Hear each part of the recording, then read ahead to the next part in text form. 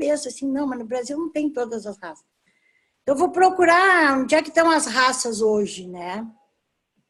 E aí eu fiz alguma coisa aqui para a gente discutir juntos. Vamos lá, então.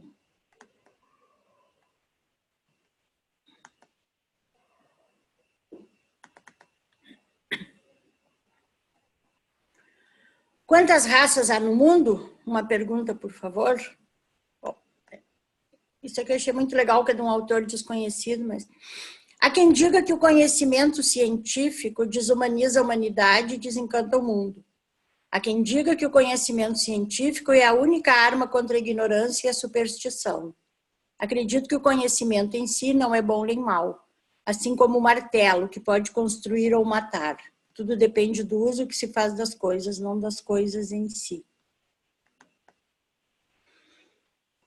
Então, nós vamos ver se devemos continuar usando o conceito de raças. E vocês vão interrompendo também quando precisar. Aí eu trouxe o conceito de raça e etnia, que às vezes a gente confunde, né? Raça diz respeito às diferenças biológicas entre as pessoas. A raça irá se referir às características físicas de uma pessoa, como estrutura óssea, pele, cabelo ou cor dos olhos. A etnia determina um grupo por seus aspectos culturais. A etnia refere-se a fatores culturais como a nacionalidade, cultura regional, ascendência e linguagem. O que está obsoleto é o conceito clássico de raça. Sempre a vimos como uma mescla entre algo cultural e algo genético, que vinha representado pela cor da pele.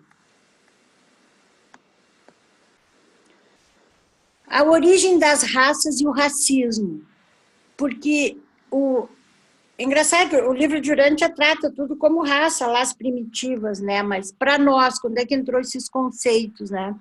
O conceito de raças humanas começou durante a Inquisição Espanhola, por volta de 1480, quando um decreto de pureza do sangue foi estabelecido e aqueles que se convertessem ao cristianismo ou os convertidos precisavam provar suas origens cristãs.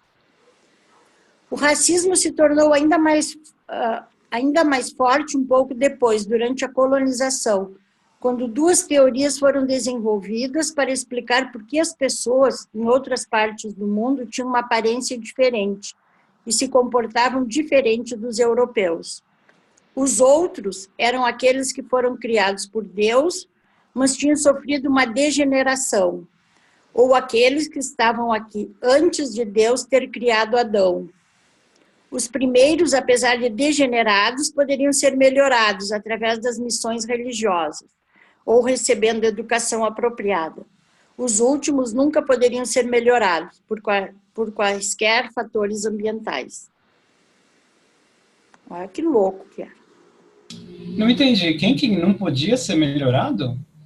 Ó, os primeiros, eles tinham duas teorias desse pessoal que não eram os europeus. Os que foram criados por Deus, mas tinham sofrido uma degeneração, né? Ou que esses são os que vieram depois de Adão, né?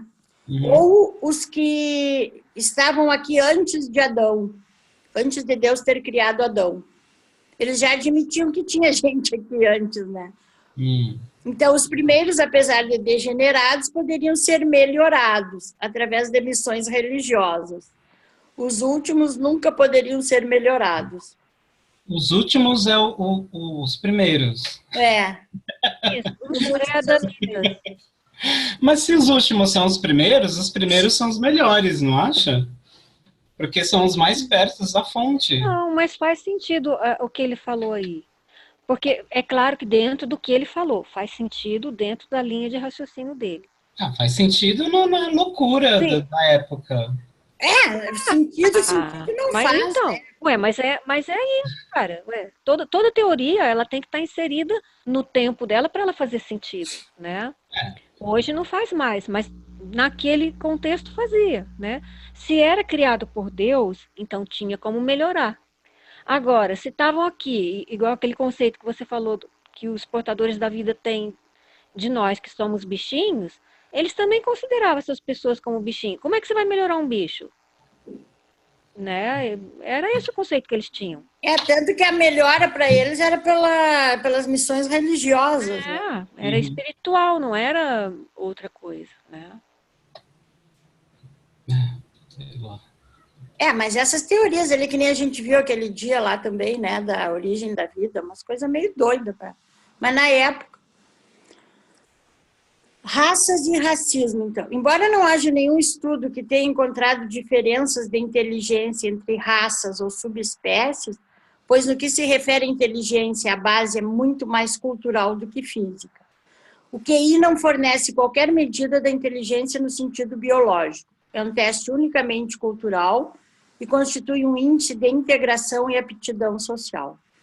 Também é verdade que não se buscam essas diferenças intelectuais por causa do medo de alimentar o racismo. Limita um pouco, né, os estudos.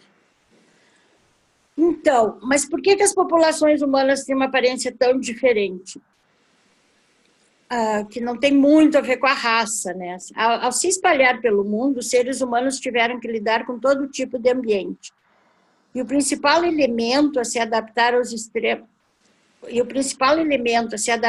extremos de temperatura, umidade, iluminação e ventos do planeta foi a aparência.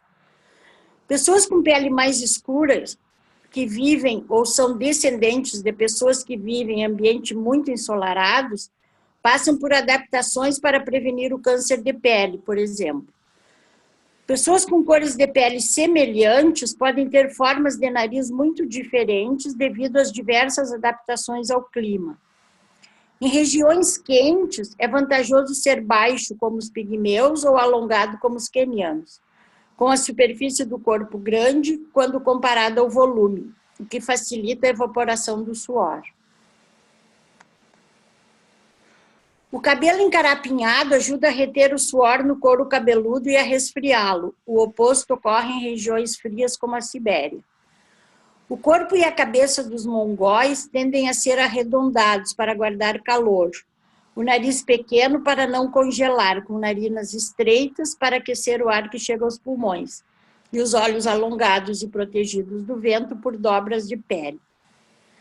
Ao se estabelecer num local mais frio e pouco ensolarado, uma pele mais clara ajudava a aproveitar melhor os raros raios solares, importantes para o corpo produzir vitamina D. Assim, toda a população clareava sua pele de geração em geração, por meio da seleção natural. O isolamento foi um elemento importante nesse processo de diferenciação. Dessa adaptação forçada nas andanças pela Terra, surgiram os 3 grandes grupos étnicos, em que o ser humano tradicionalmente é dividido: o negroide, o caucasoide e o mongoloide. Mas, Estela, não tinha no livro de Urântia que todo mundo já nasceu da mesma mãe? As 7 raças, 6 raças, sei lá. Os sanjiques nasceram do mesmo. Então, todas as raças de cor, fala assim, as raças de cor, tudo nasceram de uma vez só. Então, não teve uma diferenciação por causa do ambiente, não é? Não, naquele caso não. Isso aí eles já estão falando depois, quando começou a migração, né? Para ver que...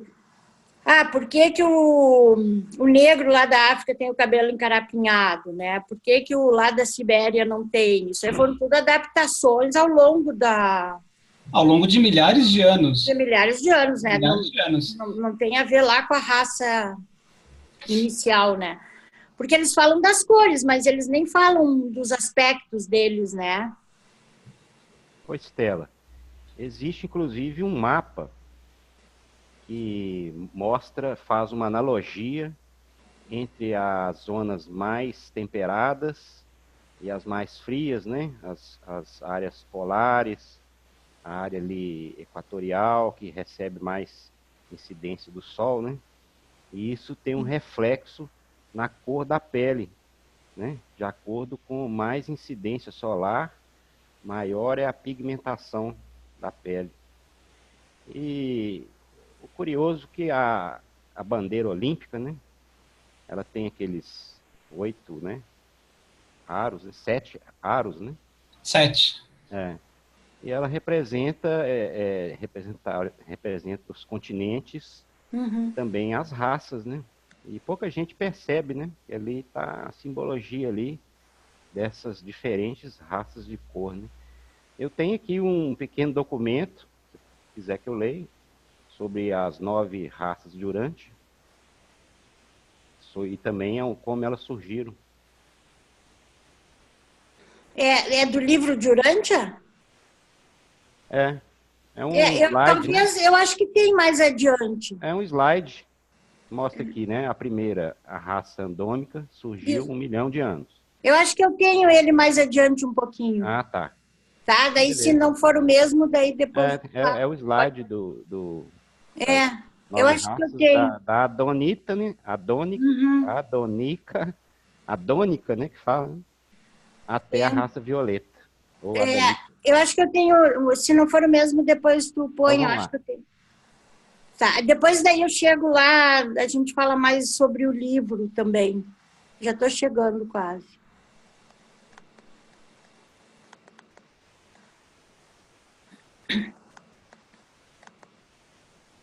Bom, aí teve uns estudos biológicos, porque tinha uma coisa que me intrigava por que essas raças de cores, né? E a biologia, tem um estudo que eles fizeram, que nós humanos temos a tendência de classificar nossos congêneres segundo sua raça integrada em nossa biologia. Hipócrates classificava os homens de pele escura como covardes e os que tinham clara como valentes. Bom, isso é um horror. Os chineses, por sua vez, consideravam repulsivos os europeus, assim como os hindus, que os viam como gente sem os valores mais básicos. Experiências mostram que esse impulso pode estar inscrito na nossa biologia. Um experimento com chilenos mapuches e não mapuches, colocando-lhes eletrodos e mostrando-lhes fotos dos 2 grupos sociais. Eles fizeram, então, esse experimento com esse grupo aí lá. Em questão de milésimos de segundos, o cérebro percebe se a foto pertence à sua etnia ou não. Se pertence, ele associa a algo positivo, se não, a algo negativo. Daí, eu acho que é por isso que os portadores da vida, sabendo disso, eles colocaram as raças de cor. Eu penso assim, não sei, a gente pode discutir. Aí, o que diz o livro de Urântia? É impossível a tais seres primitivos viverem muito tempo juntos em paz. O homem é descendente de animais lutadores, e quando estreitamente associados, tais povos sem cultura passam a irritar-se e ofendem-se uns aos outros.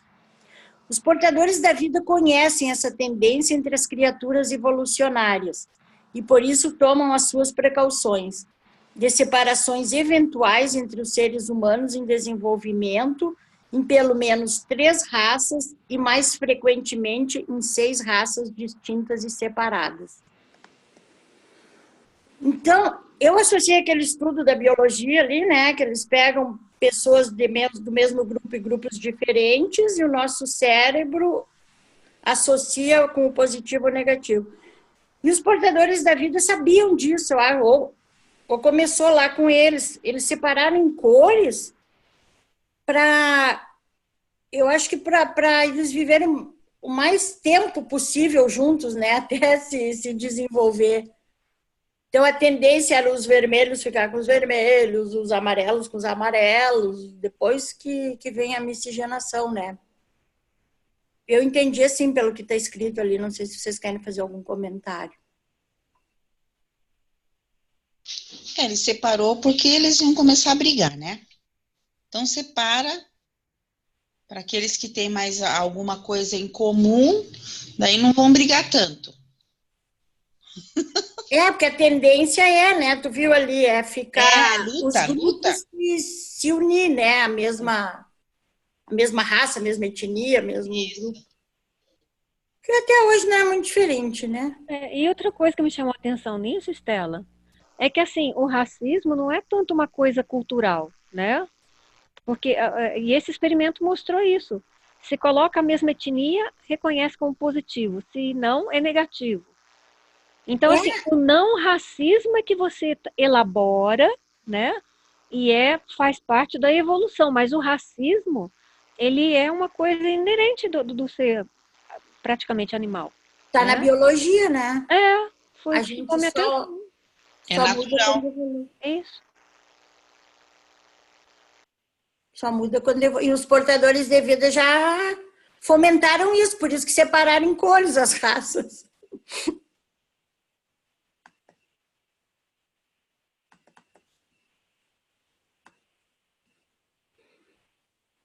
O que a genética nos diz, né? Hoje, daí isso já são estudos, né, que hoje por isso já não tem tantas essas diferenças de raças. Entre os humanos não existe uma diferença genética bem definida entre raças, como ocorre, por exemplo, com os chimpanzés, os animais mais próximos dos humanos.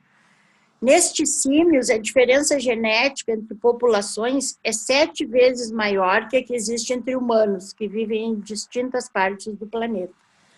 Há um século que as distinções entre a saúde dos negros e dos brancos nos Estados Unidos não tinham origem em diferenças biológicas, e sim sociais, assinalando que essas diferenças também não podiam ser usadas para explicar distinções que tinham sua base na cultura. Alguns casos em que usar a raça para classificar os pacientes pode piorar seu tratamento.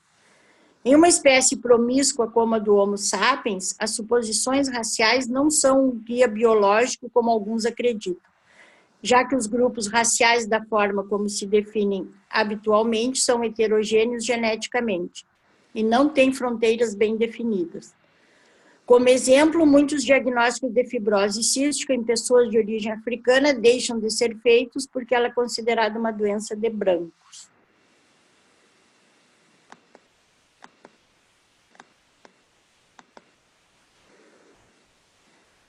Vou ter que diminuir um pouquinho aqui.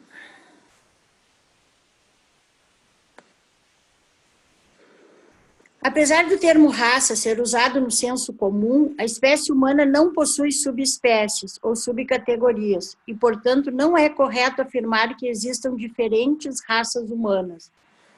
Embora os humanos sejam às vezes divididos em raças, a variação morfológica entre as raças não é indicativa de grande diferença no DNA. Por exemplo, estudos genéticos mostram que a cor da pele pode mudar drasticamente em apenas 100 gerações, cerca de 2.500 anos, como resultado de influências ambientais. Além disso, o DNA de 2 seres humanos escolhidos aleatoriamente geralmente varia em menos de 0,1%. Enquanto as raças atuais estiverem tão sobrecarregadas isso livre Durante, de linhagens inferiores e degeneradas, a mesclagem das raças em uma escala ampla há de ser altamente prejudicial. Mas a maior parte das objeções a tais experimentos repousa nos preconceitos sociais e culturais, mais do que em análises biológicas. Está corroborando o que diz ali em cima, que a diferença biológica é menos de 0,1%. Mesmo entre as linhagens inferiores, os híbridos geralmente representam um aperfeiçoamento dos seus ancestrais. A hibridação colabora para o aprimoramento das raças, devido ao papel dos genes dominantes. A mesclagem interracial aumenta a probabilidade de que um número maior de genes dominantes desejáveis esteja presente no resultado híbrido.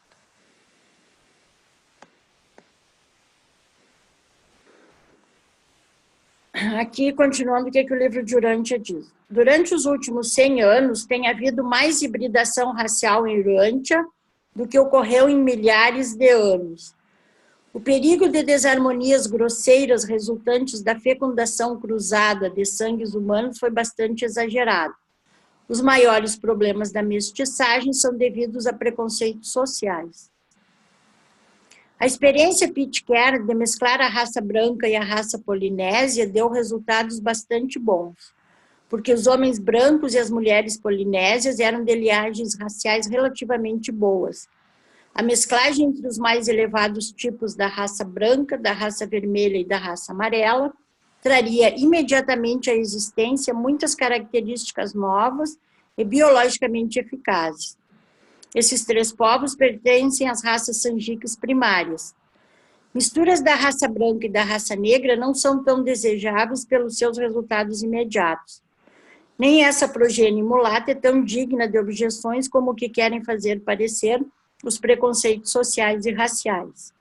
Fisicamente, tais produtos híbridos de brancos e negros são espécimes excelentes de seres humanos, não obstante a sua ligeira inferioridade quanto a alguns outros aspectos.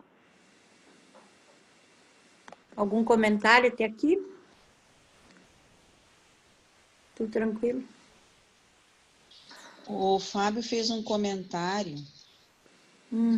Pessoal, não se preocupe com a genética na hora de ter filhos. Por isso se multiplica... o pessoal não se preocupa com a genética na hora de ter filhos. Por isso se multiplica os degenerados. É verdade. É o que a gente estava falando aquele dia, né? E é o que nós vamos ver mais adiante também. Aí fica, porque inclusão social, porque não sei o que, cara. Se continuar desse jeito, não vai melhorar nunca, né? Aí você pega um retardado que vai ter filho com uma moradora de rua, aí nasce um lindo, né, o quê? Um lindo nada, né? Um lindo degenerado. Um lindo degenerado que vai, né, vai pedir esmola na rua, né?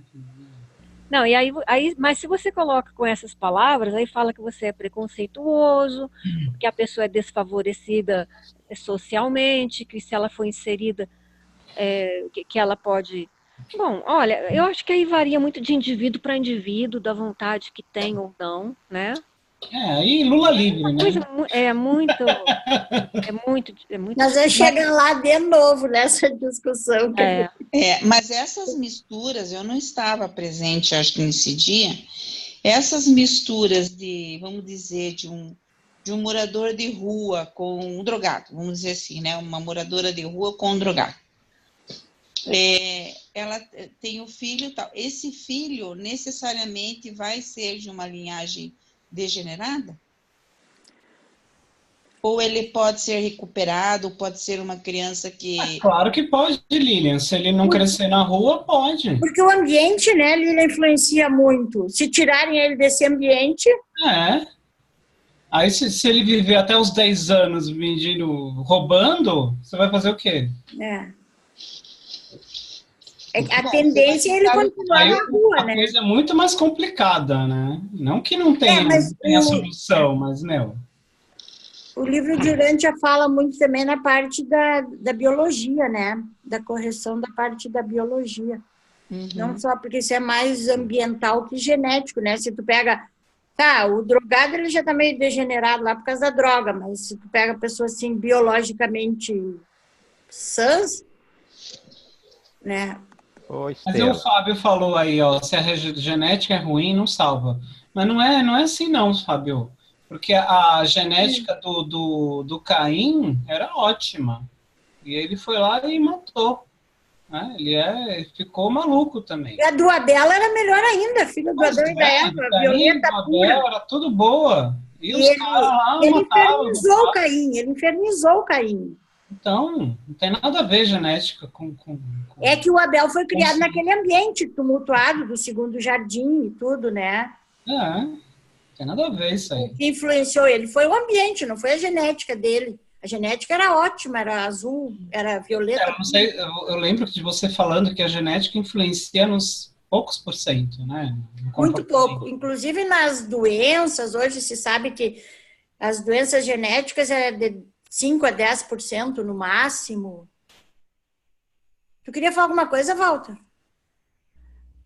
Me chamou a atenção essa última parte aí, né, que você leu aí.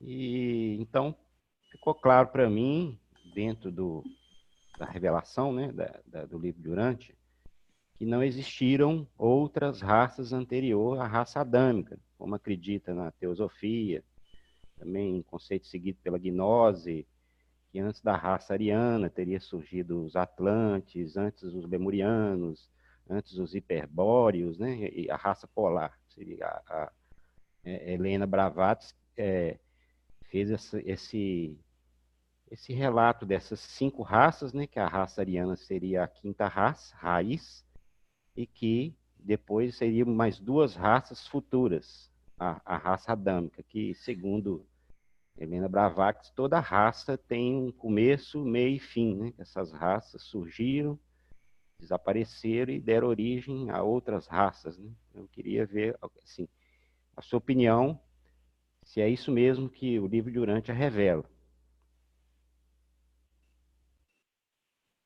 Não, o livro de Urântia, ele não fala nessas aí que nem eles falam.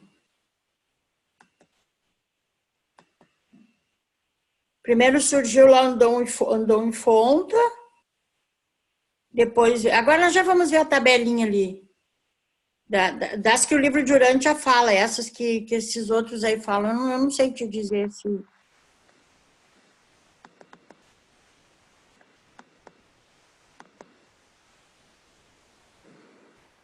Bom, seguindo aqui alguns estudos do DNA ainda, o fato de que a raça seja um termo confuso do ponto de vista científico não significa que os exames de DNA não possam dizer nada sobre nossa origem.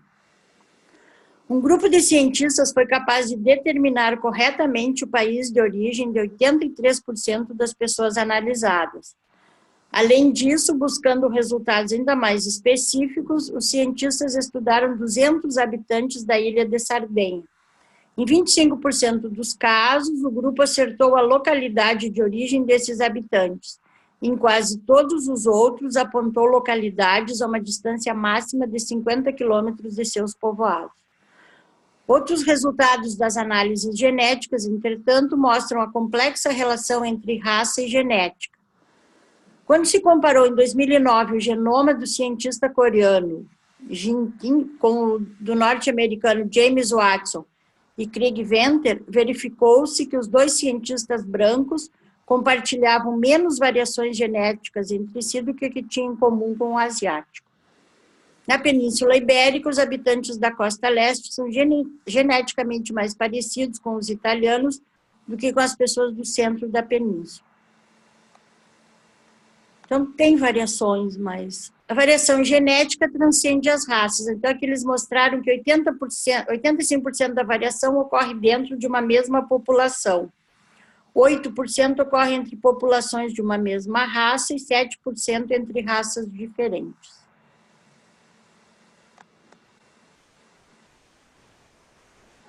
Esse cara eu vou deixar ali.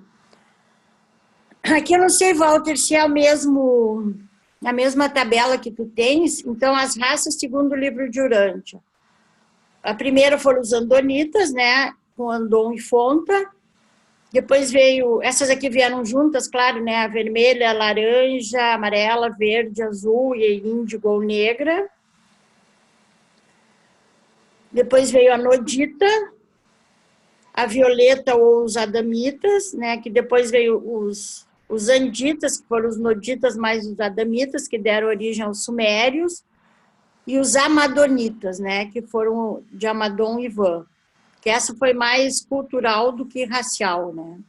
E os adamsonitas, descendente de Adamson, que não chegou a ser considerado uma raça. Zé Estela, deixa eu te perguntar, essa nodita era do Nod, não é? Era. O Nod que era do pessoal do Caligastia, não é isso? Que foram os rebeldes lá, que daí que cruzou as...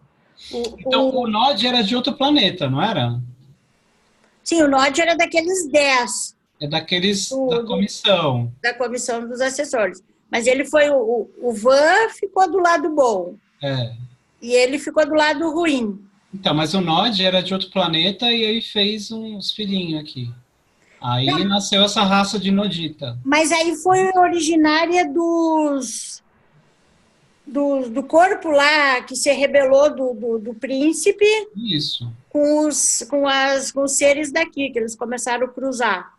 E aí deu origem aos noditas.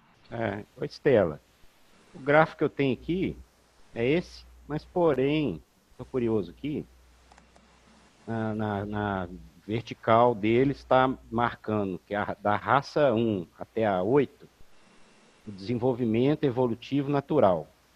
E a raça 9, raça violeta, ou adamitas, está de azul, mostrando que seja, o desenvolvimento evolutivo não foi natural. É isso que eu estou entendendo aqui. Mas aí foi... Tá, mas os adamitas foram os originários do Adão e Eva. Então, não foi uma evolução natural, né? Como o próprio livro de Urântia fala, que o Adão e Eva foram elevadores, né? Que eles foram... Os outros ali, né? Foram elevados, né? Andon e Fonta foi a evolução natural, né? Que surgiu. Eu acho que a raça vermelha, esses aqui nasceram de casais daqui também, né? E talvez eles dizem que não foi natural porque Adão e Eva vieram de lá, né? Não sei. Não me lembro disso no livro, assim, de dizer que não é natural que tu falou? Porque foi uma intervenção, né? Não foi nascido de seres normais daqui, deve ser por isso. Foi meio que imposto, né, assim, Adão e Eva aqui.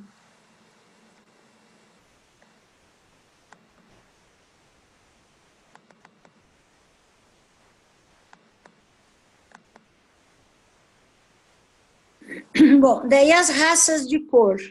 Há 500 mil anos, as tribos Badonã, dos Planaltos ao noroeste da Índia, viram-se envolvidas em uma grande luta racial. Por mais de 100 anos, essa guerra impiedosa gerou a violência e, quando a longa luta chegou ao fim, restavam apenas cerca de 100 famílias. Esses sobreviventes eram, porém, os mais inteligentes e os mais desejáveis de todos os descendentes de Andon e Fonta, que então permaneciam vivos. E entre esses badonitas dos Planaltos, houve um acontecimento novo e estranho. Um homem e uma mulher que viviam na parte nordeste da região habitada dos Planaltos começaram subitamente a produzir uma família de crianças inusitadamente inteligentes. Essa foi a família Sanjique, os ancestrais de todas as 6 raças coloridas de Urântia. Essas crianças sanjiques, em número de 19, não apenas eram mais inteligentes do que os seus semelhantes, mas as suas peles manifestavam uma tendência única de tomar várias cores, com exposição à luz do sol. Dessas 19 crianças, 5 eram vermelhas, 2 alaranjadas, 4 amarelas, 2 verdes, 4 azuis e 2 índigos negras. Essas cores tornaram-se mais pronunciadas à medida que as crianças foram ficando mais adultas. E quando mais tarde esses jovens se mesclaram aos seus companheiros de tribo, toda sua progênie tendia para a cor da pele do ascendente Sanjique. Aqui, uma pergunta. Vocês viram, eram 19, né? 5 vermelhos, 4 amarelos, 4 azuis e os outros 2, 2 e 2. As superiores eram em maior número, né? Isso deve ter sido proposital, eu acho, que os portadores da vida não fazem nada.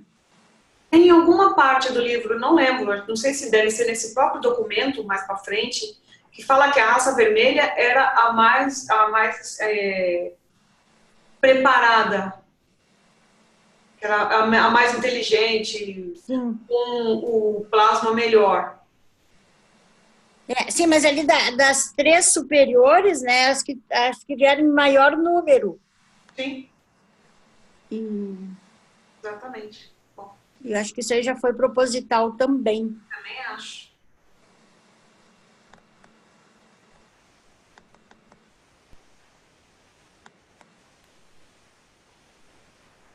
Evolução das raças. Há razões boas suficientes em grande número que justificam o plano de fazer evoluir 3 ou 6 raças coloridas nos mundos do espaço. Embora os mortais de Urântia possam não estar em posição de saber apreciar todas essas razões, nós gostaríamos de chamar a atenção para as seguintes. A variedade é indispensável para dar oportunidade a um amplo funcionamento da seleção natural, levando à sobrevivência dos estratos superiores. Raças mais fortes e melhores podem ser obtidas em consequência de cruzamento de povos diversos, quando essas raças diferentes são portadoras de fatores de uma herança superior. E as raças de Urântia ter-se-iam beneficiado de uma tal miscigenação antecipada, caso o povo resultante pudesse ter sido subsequentemente elevado de um modo efetivo, por uma miscigenação cuidadosa com a raça adâmica superior. Uma tentativa de se efetuar um experimento assim em Urântia, sob as condições raciais atuais, seria altamente desastrosa. A competição é saudavelmente estimulada pela diversidade de raças. As diferenças no status das raças e grupos dentro de cada raça são essenciais para o desenvolvimento da tolerância e do altruísmo humano. A homogeneidade da raça humana não é desejável antes que os povos de um mundo em evolução atinjam níveis relativamente altos de desenvolvimento espiritual. Muito interessante, hein, esse 4 aí, principalmente, né? A diferença no status das raças e grupos dentro de cada raça são essenciais para o desenvolvimento da tolerância e do altruísmo humano. Você vê que essa teoria de que todos são iguais é completamente errada, né? Completamente. Existe uma diferença, que essa diferença é boa, que é boa para tal coisa e que só não vai ter diferença quando todo mundo estiver adorando a Deus, tá ligado? Mais ou menos isso. Exatamente. Será que por causa, não sei, nesse parágrafo deixa claro a realidade das castas na Índia? Não é? Porque lá a casta, até para nós do Ocidente, é agressivo. Ah, puxa, fazer distinção, a pessoa é mais importante, é mais superior, mas é igual, ganha a mesma coisa, tal, mas não, nasceu da família tal. Enfim. Mas aqui a gente tem também, né, uma divisão de castas, né? Só que é velada, lá pelo menos a coisa é bem definida. Tu pertence a essa, tu aqui não. Aqui nós temos a casta dos políticos, a casta do não sei quem lá que, pelo amor de Deus, né? Do judiciário. E não é pelas raças. São mais privilégios, né? É social, é. Mas são porque castas. Não é uma casta, não é uma família de juízes que está no poder há muito tempo, não é uma coisa, uma casta, né? É uma sociedade que estipulou que o presidente vai nomear o juiz e o presidente nomeia o cara que não passou nunca num concurso na vida, sabe? Nomeia o cara mais imbecil de todo do Brasil inteiro, né, para a Corte Suprema. Isso é degenerescência, né? Isso Mas para manter todos eles lá, né? O presidente que colocou ele lá. Pois é. Isso não tem nada a ver com raça, tem a ver com comportamento, com a ética, com moralidade, com outras coisas. Né? Viu, Eliane? Você falou esse negócio das castas, mas essas castas, quando começaram, nos livros antigos lá da Índia, que eles começam a falar eles falam das raças. Foi uma coisa que me chamou muita atenção, é que é uma coisa bem parecida com o que o livro de Urântia coloca. A diferença é que eles não falam que aconteceu tudo de uma vez só, mas eles falam que vieram os deuses para a Terra, né? No caso, eu entendi que seria Adão e Eva, né? Fazendo uma correlação com o livro de Urântia. Eu li esse documento fazendo uma correlação com o livro de Urântia. Então, realmente, era a casta superior, que eram os brahmanes, né? E daí eles foram tendo as descendências deles, e à medida em que ia se distanciando dos que estavam no poder, então foram se criando as castas, por funções, por ocupação de trabalho, e, por exemplo... Status, né? Oi? Pelo status. No começo não era o status. No começo era uma coisa muito funcional. eles faziam isso para a coisa ir funcionando. Só que aí depois a população foi crescendo, né? E os que eram superiores, na verdade os superiores, eles funcionavam como se fossem uns protetores dos menos superiores. Eles estavam ali com a função de melhorar a condição dos outros. Mas aí a população foi crescendo, e aí um e outro foi tendo, como é que se diz, um desvio de comportamento, e aí a coisa degringolou e acabou chegando aonde chegou. Mas o projeto inicial não era para a coisa ter sido assim. Era para quem? Era para... nesse ponto que eu achei muito parecido com o projeto do Adão e Eva, é que quem estava lá em cima, a função que tinha era de amparar, a sustentar e ajudar a melhorar os que estavam embaixo. A história é muito bonita, sabe? Mas será que os Brahmanes, tu falou, que eles falaram que era dos deuses descidos da terra, não foi, então, não seria comparado aos Noditas do livro de Urântia? Olha, não sei. Porque eles fazem essa confusão, né? Inclusive o livro fala lá dos deuses que... eu não sei. Né, não sei. Que procriaram com as mulheres daqui, não sei o que daí era aqueles, né, do Sem de Caligaste, né? Então, é que assim, quando eu li, eu achei que ficaria mais bonito, como é que fala? Comparar com Adão e Eva, porque da maneira como eles colocam a história, e quem conta essa história é alguém de lá, então é claro que eles vão puxar a brasa lá para a sardinha deles, né? Então eles floreiam e contam que a coisa era muito bonita e que a intenção era de melhorar.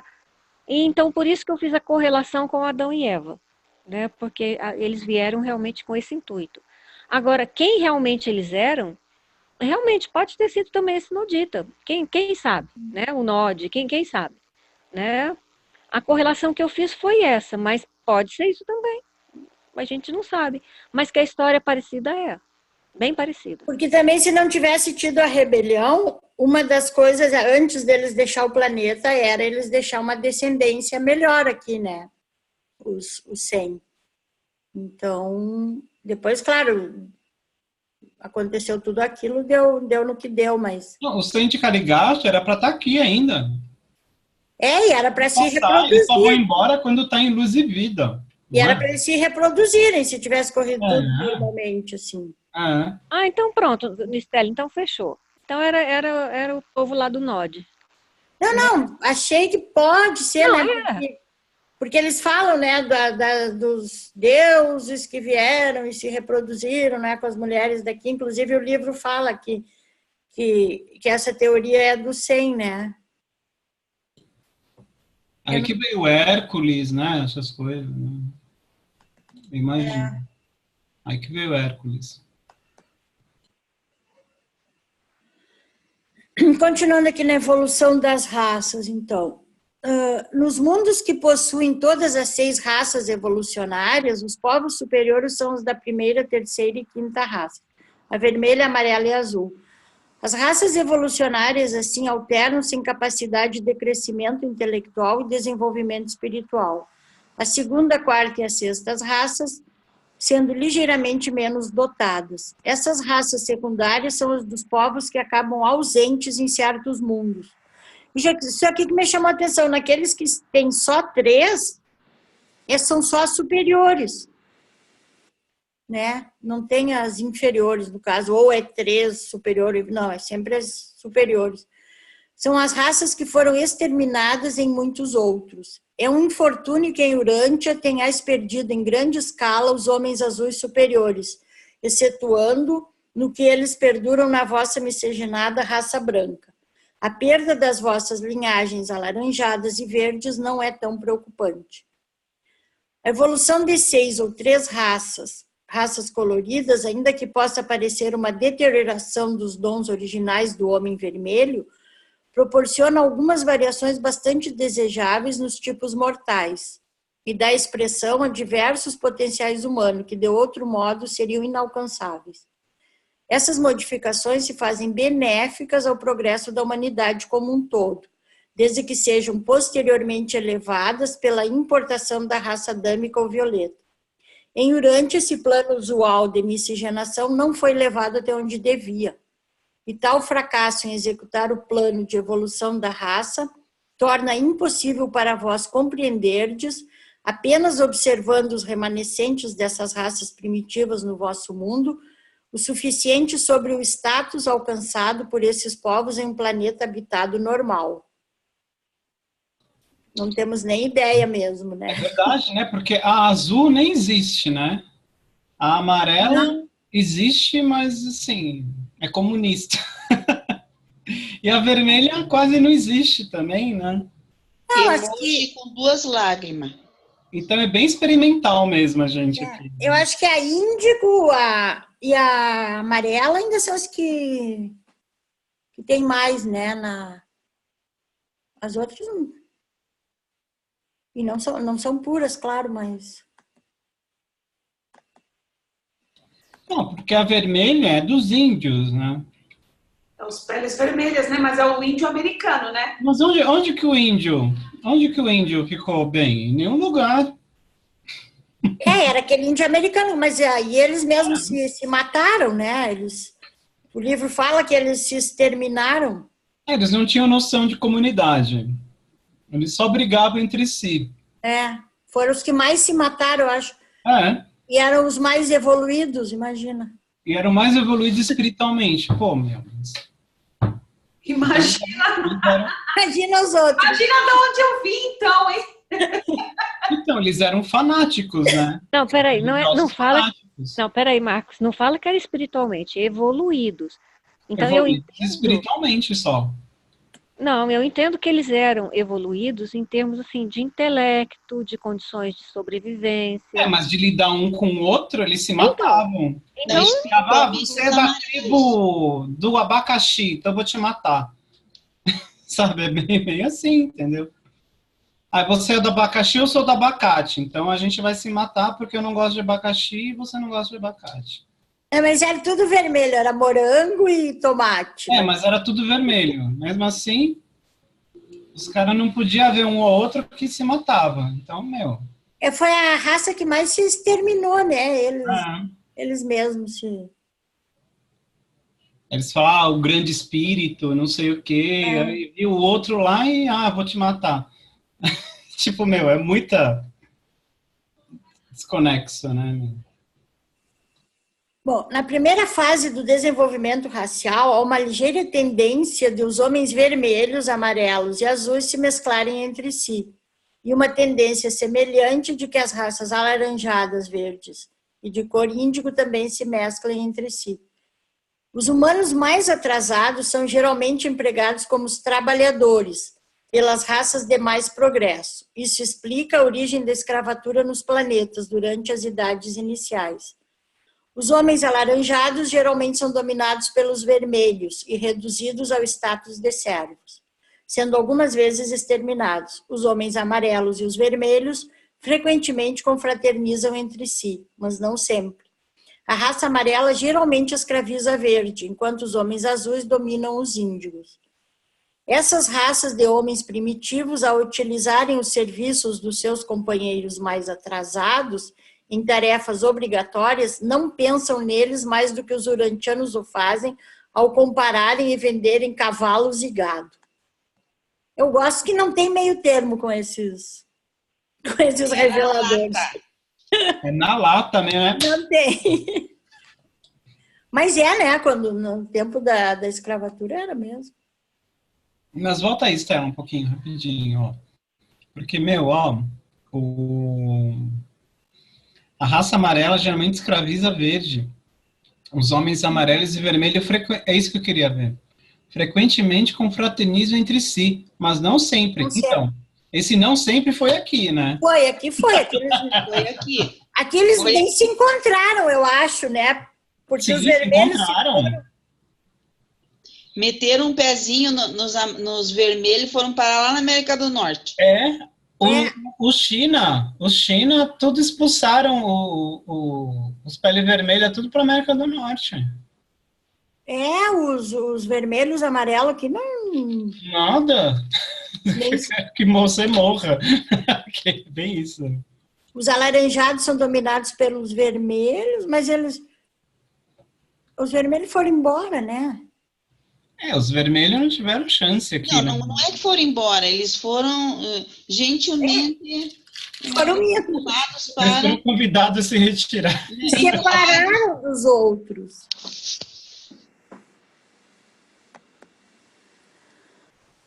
Adão e Eva realmente caíram do seu elevado estado de filiação material até o status inferior de homem mortal.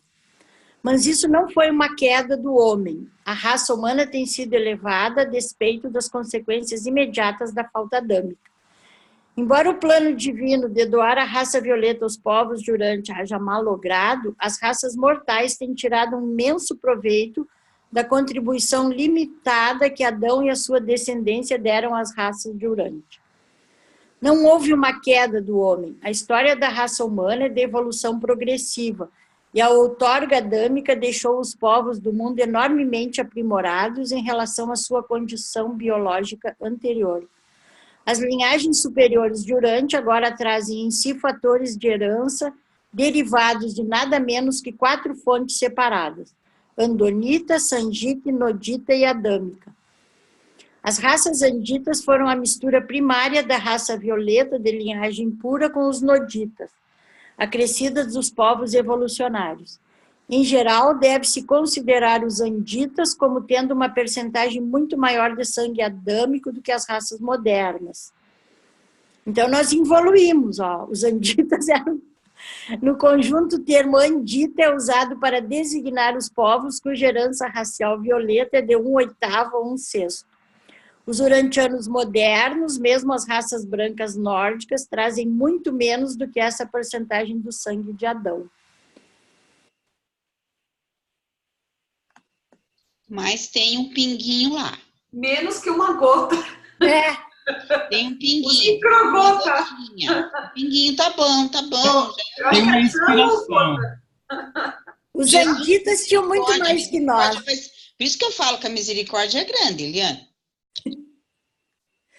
Olha a nossa mistura ali, andonita com sanjica, com nodita, com adâmica. E ainda alguém acha que a gente tem uma raça pura aqui. Aqui eles falam da Índia. A Índia é o único local em que todas as raças de Urântia foram miscigenadas. A invasão andita trazendo a última contribuição. Nos planaltos a noroeste da Índia, as raças sanjiques vieram à existência e, sem exceção, os membros de cada raça penetraram no subcontinente da Índia, nos seus primórdios, deixando atrás de si a mais heterogênea mistura das raças que existem em Urântia. A Índia antiga atuou como uma bacia coletora para as raças em migração.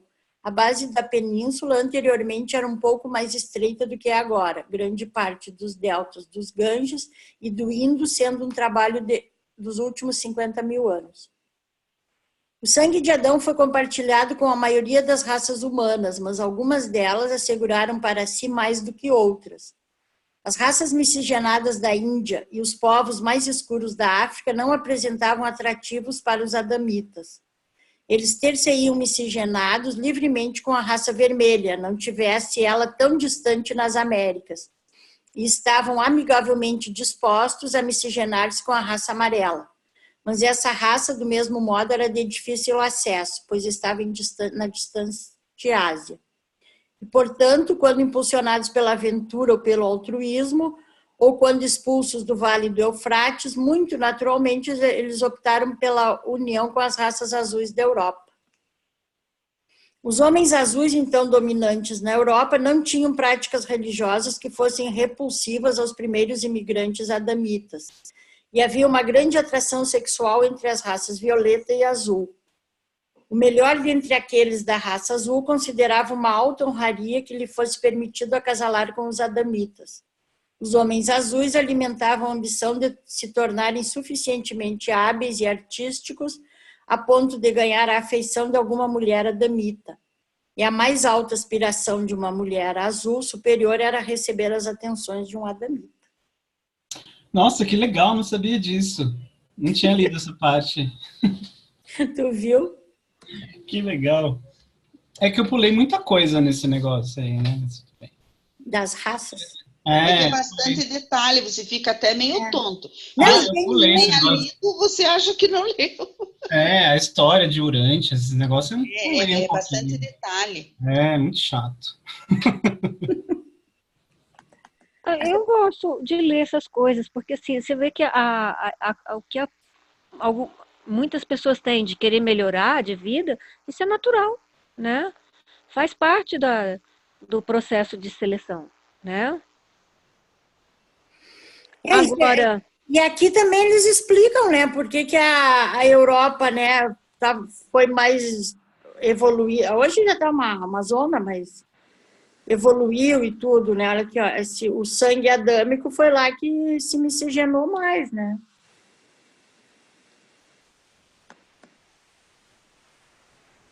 Lentamente, esses filhos migrantes do Éden uniram-se com os tipos mais elevados da raça azul, revigorando as suas práticas culturais e, ao mesmo tempo, exterminando sem piedade os traços residuais do sangue neandertal. Essa técnica de mistura racial, combinada com a eliminação das linhagens inferiores, produziu uma dúzia ou mais de grupos viris e progressistas de homens azuis superiores, umas das quais vós denominastes de Cro-Magnons. As primeiras ondas da cultura mesopotâmia tomaram por essas e outras razões, das quais a menos importante foi o trajeto mais favorável da imigração, quase que exclusivamente o caminho da Europa. E foram essas circunstâncias que determinaram os antecedentes da moderna civilização europeia.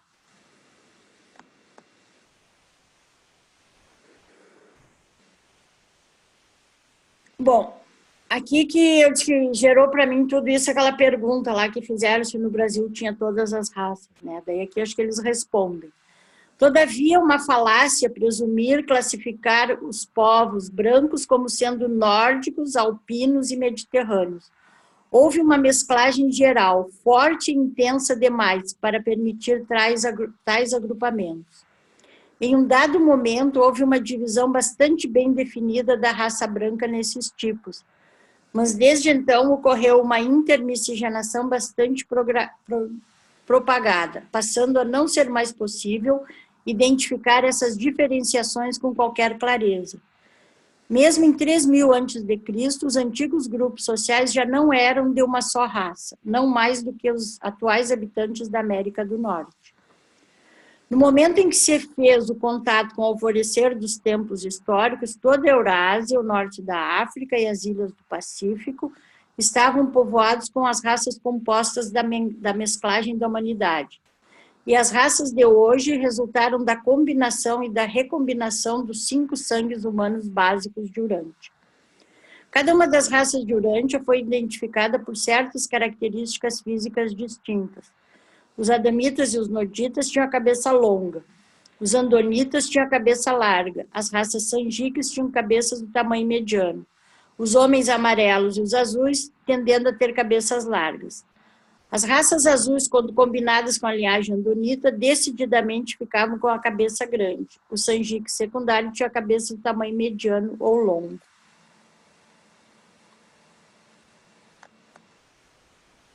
Desculpa, Estela, mas então você vê um cabeçudo? É? Qual é que é a do cabeça grande? Não, você vê uma pessoa cabeçuda, ela é um sanjique. É sanjique, hein? Não, mediano ou longo. Então, nessa época você podia falar, ô, cabeção, vem aqui. Os azuis têm uma cabeça larga. Eu gosto sim.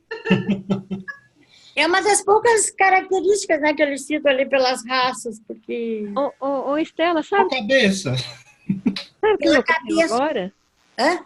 Aqueles crânios alongados que são encontrados e que eles falam que são de extraterrestres, pode ser dessas raças. O que vocês acham?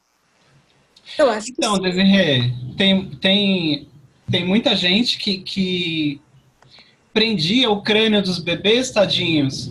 Desde que eles eram pequenos, eles ficavam prendendo. Aí eles iam alargando o crânio dos bebês, justamente para ficar igual ao crânio dessas raças aí antigas. Mas assim, tem muita gente que encontra esses crânios alongados, que é de ser humano normal, que é só de um dos pais malucos que queriam que os bebês tivessem a cabeça grande, sabe? Entendi. Não era raça extraterrestre, não sei o quê. Pode até achar, eu acho. Acho que pode até achar, mas não, acho que é difícil, viu? Tá, mas se eles faziam isso é porque tinha algum modelo, não né? visto essas modelo. cabeças, né? Que nem tem os caras que colocavam as argolas no pescoço aqui, né? Ainda tem umas tribos que fazem isso lá. Devia ter algum carinha dita, andonita, sei lá, dita, que tinha. Pescoçudo, né? Pescoço mais longo, né? Pescoço dita, sabe? Tinha os pescoços dita antigamente. Bom, eu como tenho a cabeça grande, então, eu era azul e amarelo.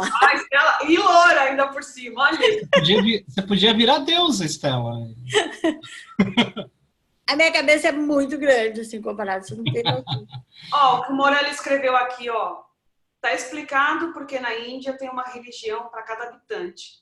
Não existe isso. Isso é um conceito de quem não está a par de como funciona o sistema. Respondendo isso pro Walter, só desculpa, tá? Imagina. Mas pode falar, eu quero pro Walter fazer uma pergunta, falou uma coisa, ela tá respondendo, mas é bom que você leia. Porque o Walter tinha colocado do filme Noé. Vixe, Walter, desculpa, pulei e vacilei, porque eu estava lendo o Morelli.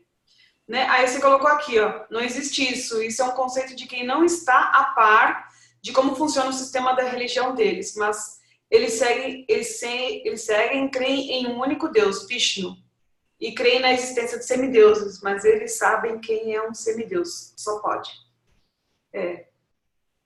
Porque quantos deuses tem na Índia? Milhares, né? Não, um só. Deus só um, semideuses tem vários. Sim. É como fosse anjos para nós. Na Índia tem o conceito de Brahma, que é um Deus único. E o conceito deles da trindade é a Trimurti, que é Brahman, Shiva e Vishnu. Agora, no conceito de religião, na Índia, qualquer um pode fundar uma religião. Lá está aprovado através de estudos que tem o mesmo número de religiões, é o mesmo número de habitantes. Porque lá não tem nenhuma lei, qualquer um pode fundar uma religião, mas os princípios é dentro do brahmanismo, né?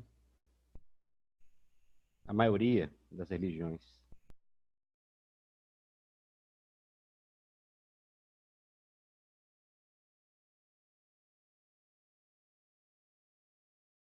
Vamos ver mais um pouquinho. Bom, continuando, não temos mais raças puras. Posto que esses 5 grandes grupos raciais se intermesclaram amplamente, a combinação contínua tendeu a obscurecer o tipo andonita, por meio da dominação da hereditariedade sanjique. Os lapônios, os esquimós, são combinações das raças andonitas e sanjiques azuis. A estrutura do esqueleto de ambas é a que mais se aproxima de haver preservado o tipo andônico aborígene. Todavia, os adamitas e os noditas tornaram-se tão miscigenados com as outras raças que eles podem ser detectados apenas como uma ordem caucasoide generalizada. Hoje não há raças puras no mundo. E é o que nós vimos ali na biologia, né, no DNA, que está tudo, que a diferença é muito pequena, né? Os povos evolucionários primitivos e originais de cor têm apenas 2 raças representativas que perduram nesse mundo: o homem amarelo e o homem negro. E mesmo essas 2 raças estão muito misturadas com os extintos povos de cor.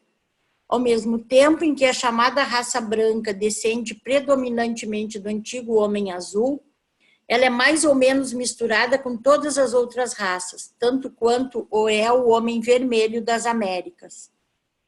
Das 6 raças sanjiques coloridas, 3 eram primárias e 3 eram secundárias.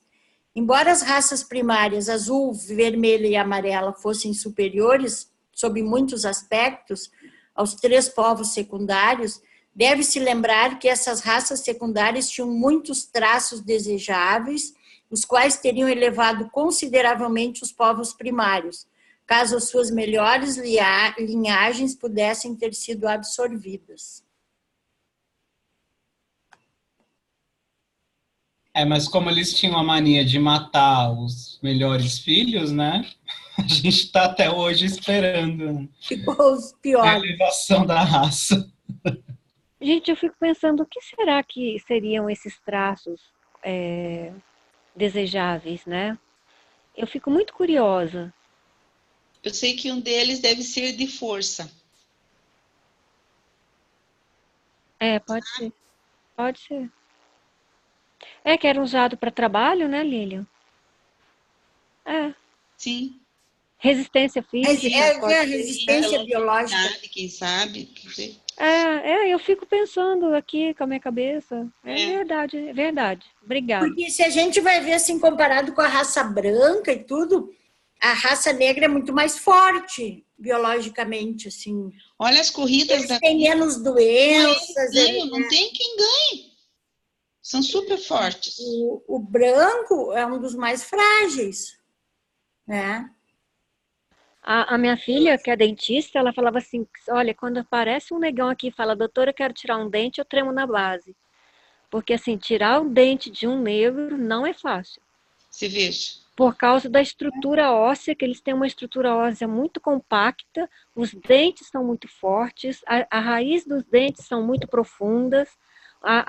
Então, assim, eles têm realmente a estrutura muito forte. Sim, a raça branca, acho que é biologicamente assim, a mais frágil, a que mais tem doenças, mais... Eu acho que a branca só se sobressaiu por causa da tecnologia. Porque começou a inventar arco, pistola, machadinha, sei lá. Porque se fosse mano a mano, imagina, a África era a potência mundial, né? Se tivesse miscigenado mais o azul com o negro, né? Talvez tivesse tido uma raça mais forte, biologicamente. Exatamente. Não, mas ainda tem tempo, né? Porque... eu não sei não, viu? Não, tem tempo, Mas duvido que haja essa mistura aí. É que agora já está muito misturada, né? Duvido. Então agora tu vai pegar uma mistura. Agora eu acho que como diz, os melhores, né, foram sacrificados, como diz o Marcos. Se tivesse pegado lá no início, quando eles eram puros, agora está tudo misturado mesmo. Não, hoje em dia, Lilian, não só os melhores têm que continuar vivendo, como os piores têm que nem nascer. Né? Não é que tem que morrer, não pode nem nascer os piores. Né? Não, mas é difícil nascerem, porque não nasce, né? É difícil. Mas nasce, Lilian. Como não nasce, Lilian? São que nem bicho, quase, é os que mais nascem. É o que eu ia falar, o que mais nasce. Gente, eu acho que nasce os melhorzinhos. O Cláudio saiu da sala quando nós dissemos que ia começar a falar nos... No quê? Nos o quê?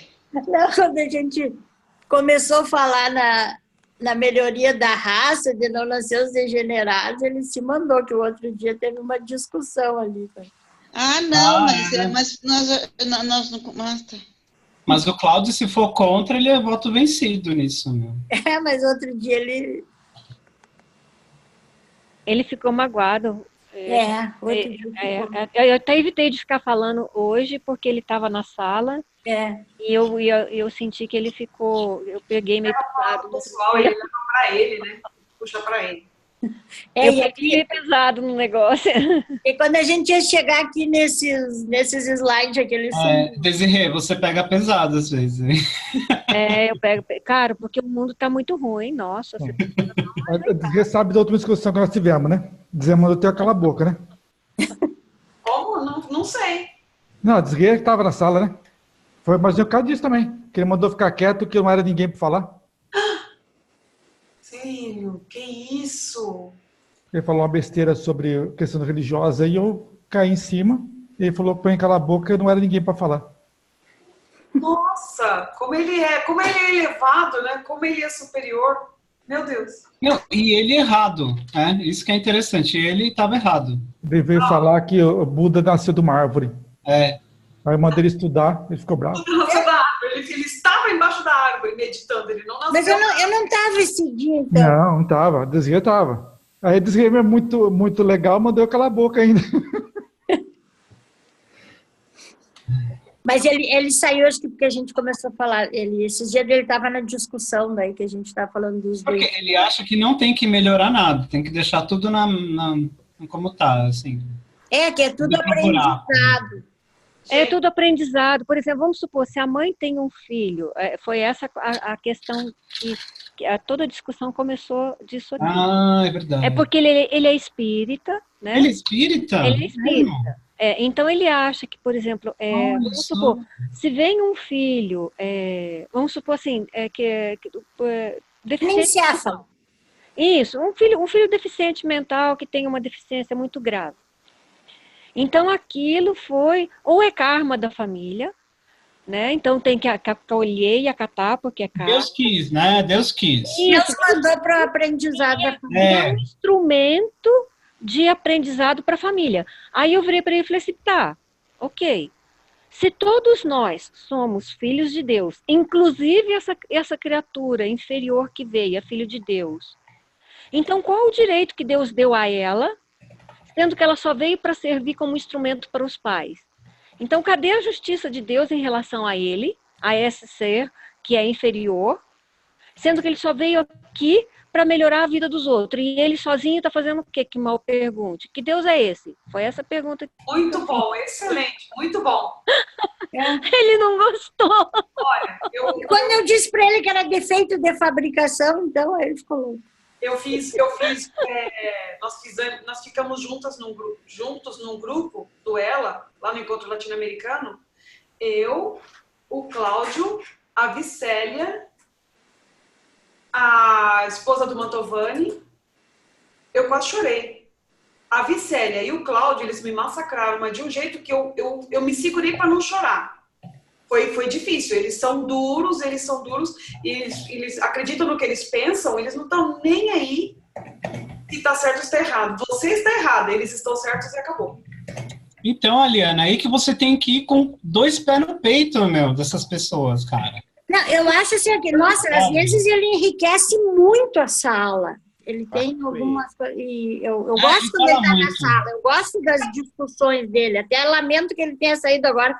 Eu só comecei o assunto porque eu vi que ele saiu. Eu acho que foi porque a gente ia chegar naqueles slides, né? Mas às vezes ele é meio radical mesmo nas opiniões dele, assim.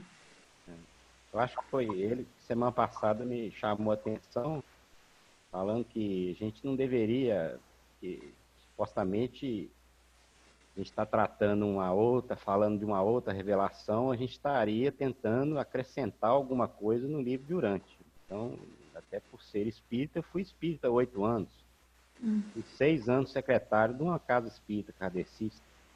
E a gente montava o grupo de estudos do Pentateuco e a gente discutia qualquer tipo de assunto. É um grupo de estudo. A gente, por exemplo, para montar um grupo de estudo, se tem um engenheiro, tem 2 médicos, por exemplo, bota um médico numa sala, outro em outra.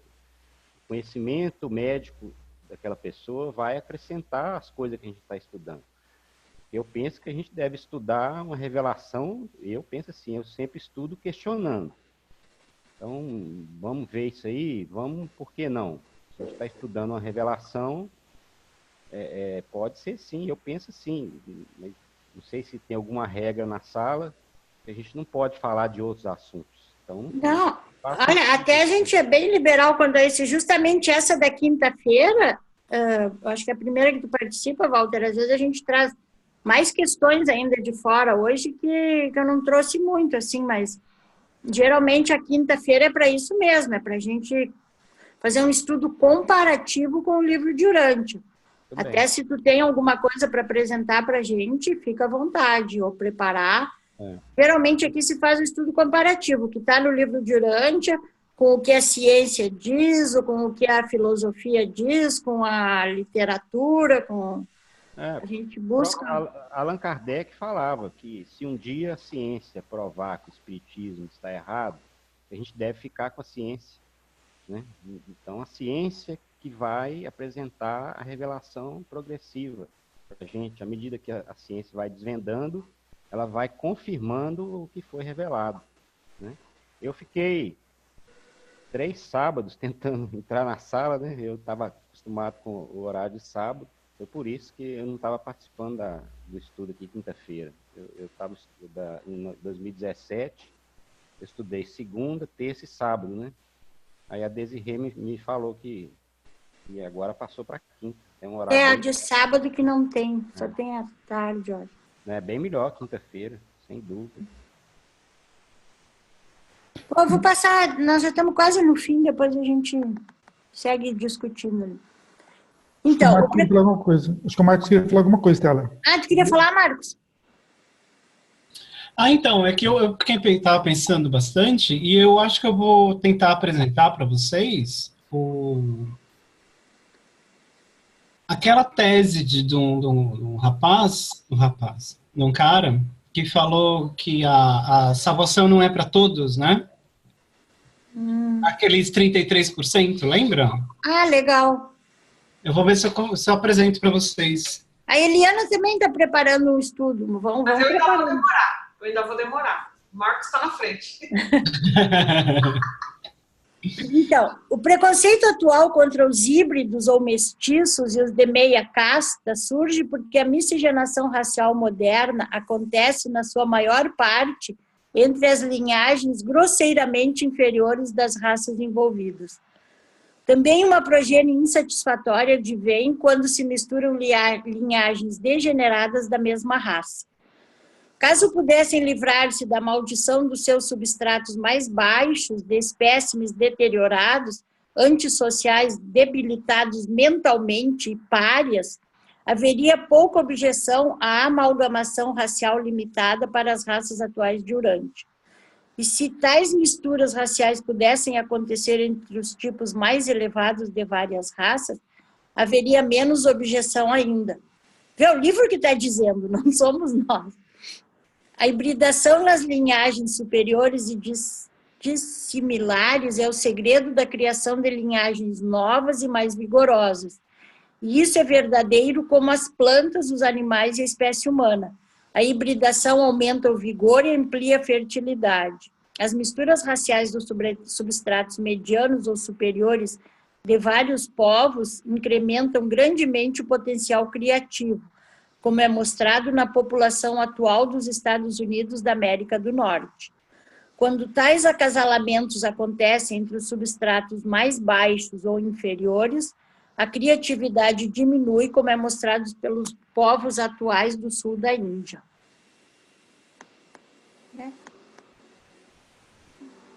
Bom, então aqui só tem cruzamento superior, né? Porque haja criatividade.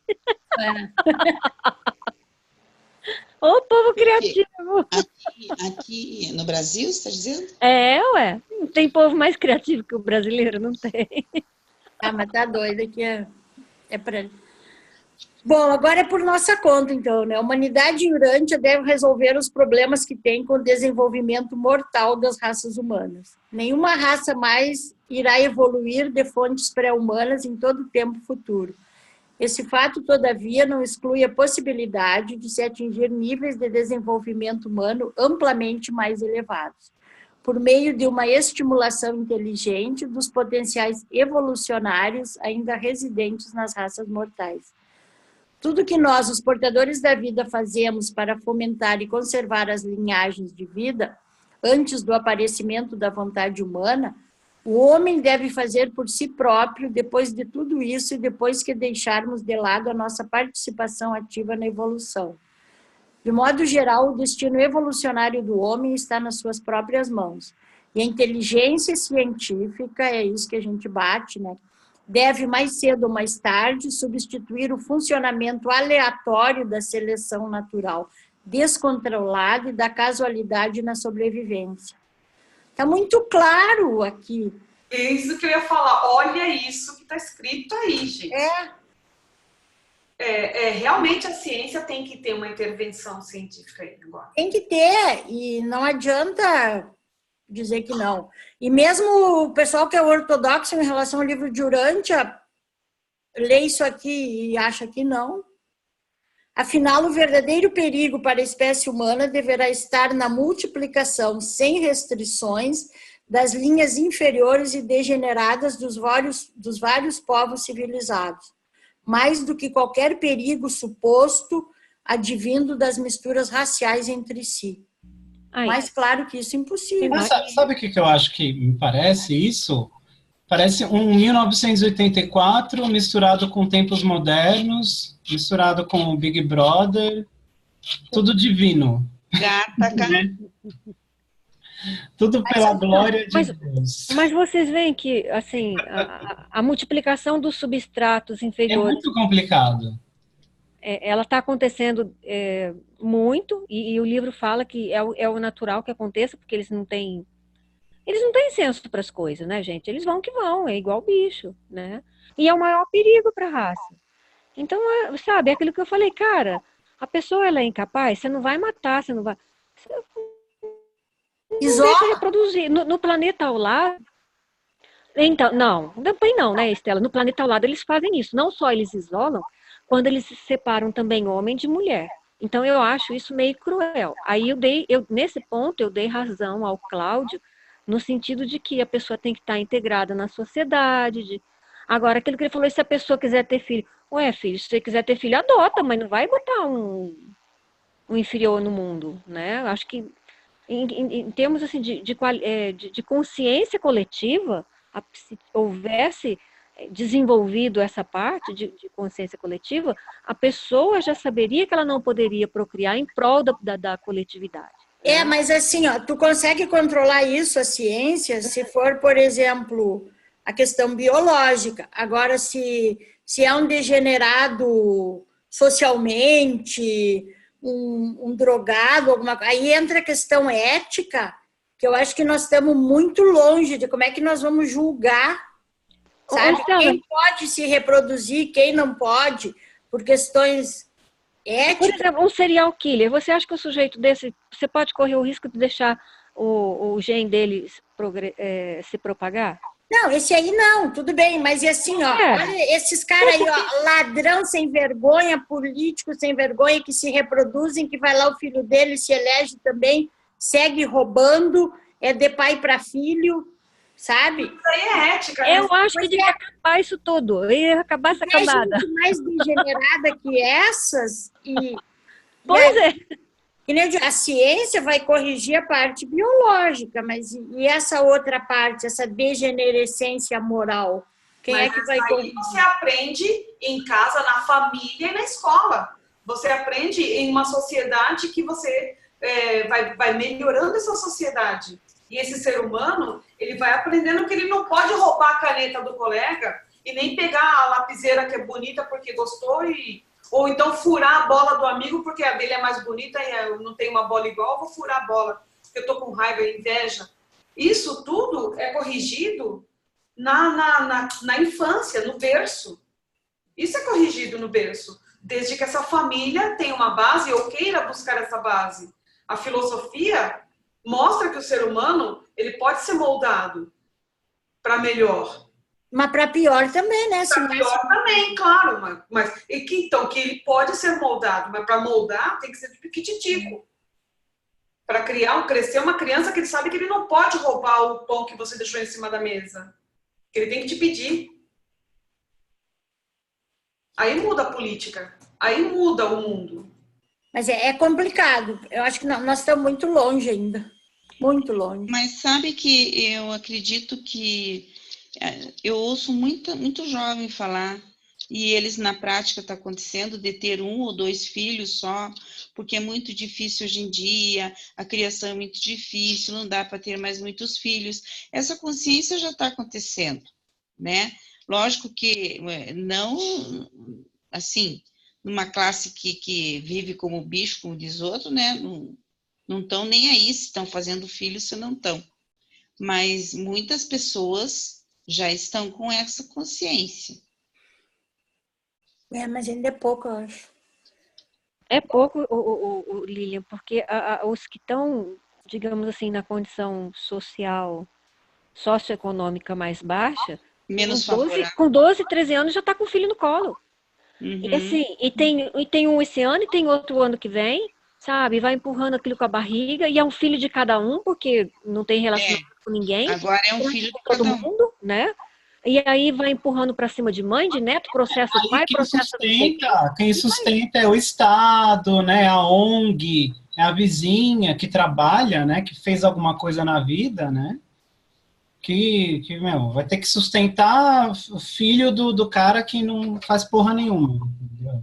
Agora pensa, uma menina 12, 13 anos, tem um filho, tem 2, capa uma criatura dessa, meu Deus do céu. Não faz nada na vida, sabe? Mas futuramente... Não, peraí, aí depois fala assim, mas no futuro ela pode se corrigir, ela pode fazer uma carreira e pode ter um sonho de ter um filho. Pode, claro que pode. Mas e quantas crianças órfãs que estão no mundo, né, por guerra, por N situações, precisando de adoção? Então ela realiza esse sonho dela, adotando um que já está por aí numa situação difícil. Mas ela tem que ter a cota da responsabilidade dela e tem que sentir o peso da responsabilidade do que ela fez, ou a falta da responsabilidade. E não ficar... Mas não dá, enquanto não corrigir lá que essas crianças nascem que nem bicho. Sabe, não tem condição. É muito complexo. Gente, tem uma coisa que me intriga, que eu quero ver se vocês me ajudam. Do templo da nova vida estendem-se 7 alas radiais, as salas de ressurreição. Então tá, nós já passamos por todas as raças na Terra e agora vamos ressuscitá-la. Cada uma dessas estruturas é devotada à reconstituição de uma das 7 raças do templo.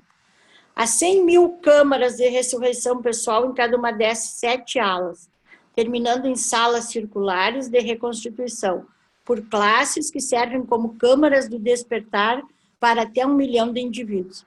Essas salas estão rodeadas pelas câmaras de reconstituição da personalidade das raças bem miscigenadas dos mundos normais pós-adâmicos. Independentemente da técnica empregada nos mundos individuais do tempo em relação à ressurreição, especiais ou dispensacionais, a reconstituição real e consciente da personalidade factual e completa tem lugar nas salas de ressurreição da Mansônia número 1. Por toda a eternidade vós ireis relembrar-vos das impressões profundas das memórias do vosso primeiro testemunhar dessas manhãs da ressurreição. Se não existe mais raça pura, e eles continuam segregando lá, porque cada uma das raças, cada sala é para uma das 7 raças do tempo. E aqui eu acho que são referente a... Por que lá... A gente já está lá na Mansônia e ainda eles estão separando por raça. É para a pessoa não acordar e ficar muito perdida. Ela pelo menos está num lugar que ela vê gente que ela reconhece. Eu acho que é isso. Mas que 7 raças são essas? As raças que as nós raças de cor. A raça de cor. Eles têm condição de identificar entre nós, entre os que estão lá. O que nós não conseguimos pela nossa mistura exacerbada, eles conseguem identificar. Mas já está tão miscigenado, eles mesmos dizem que não tem mais raça pura. Mas a gente tem a nanogota. Mas a gente não tem raça pura aqui. Lá nas mansões, a gente vai ter uma coisa pura. Não, mas lá tu vai chegar como tu foi daqui. Sim, mas de um determinado arquétipo. Mas eu acho que é a raça que mais se evidencia em você. Mas se eu chegar lá e só tiver gente verde do meu lado... Não vai ter, vai ter gente você como você, Estela. É sinal que o verde está mais presente na tua raça. Não, mas eu identificar com quem você é. A gente já sabe que pode encontrar outras cores lá. Você já sabe. A gente convive com branco, com preto, com amarelo, por que lá eu tenho que... Mas é que tem que ter um padrão universal, tá ligado? Sabe o que eu acho, Estela? Que isso tem mais a ver com a maneira de pensar. Eu acho que esses grupos... Lembra que aquilo que ele falou que as raças têm... Como é que fala? Características próprias, blá, blá, blá, blá, blá. Isso mesmo, Então, eu acredito que deve ter alguma coisa no... Como eu posso dizer? Se pudesse ser colocado com essa palavra, mas não é essa. No psicológico daquela raça. Então, ela deve ter alguma essência, né? Que acaba meio que se identificando. Porque, realmente, biologicamente falando, a gente não tem mais, né? Agora, com essa coisa de internet, até mesmo socialmente falando, a coisa está ficando meio que universalizada, né? Sabe, todo mundo come McDonald's, todo mundo come Coca-Cola, todo mundo usa roupa da mesma marca, todo mundo usa iPhone, tem os mesmos comportamentos, né? Então, assim, só pode ser psicológico, porque as coisas estão ficando tão iguais, né, que não sei. Então, mas se você fizer o levantamento do teu DNA, das raças, você pode fazer e vai dar uma que é maior no teu DNA. Eles já estão fazendo isso. Então, lá eles sabem, não precisa nem fazer. Você não tem o olho puxado, meu. Eu sei que teve um do nosso grupo aqui de Curitiba que fez. E o dela ele é mais assim, ele é mais, a aparência dele é mais negro, né? Mais pro negro. Mas a raça que predomina nele é o judeu. Nos Estados Unidos, se você tiver em torno de muito 20 engraçado. dólares, você pode fazer um tratamento, né? Numa criança ainda no ventre da mãe, né? E para poder prevenir doenças congênitas, né?